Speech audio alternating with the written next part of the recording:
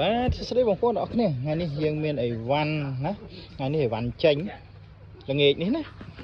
អីវ៉ាន់ចេញពងរៀបបដាអញ្ចឹងអានេះគឺដប B របស់យើងហ្នឹងគឺឥឡូវបច្ចុប្បន្នហ្នឹងគឺយើងចូលស្តុកបាន2ពណ៌មានពណ៌ផ្កាឈូកនិងពណ៌ខៀវបាទចំណុះ9លេខចំណុះ9លេខបងប្អូនណា9លេខ270មីលីលីត្រចេញបាទ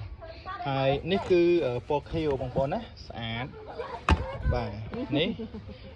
ក៏ភ្ញៀវកំងដែរ10 LN បាទ10 LN មូលហើយនេះក៏ភ្ញៀវកំងដែរបងប្អូនតោះចេញហើយនេះដបរបស់យើងបាទអញ្ចឹងយើងចេញវគ្គបន្ថែមតោះមកវគ្គអរគុណ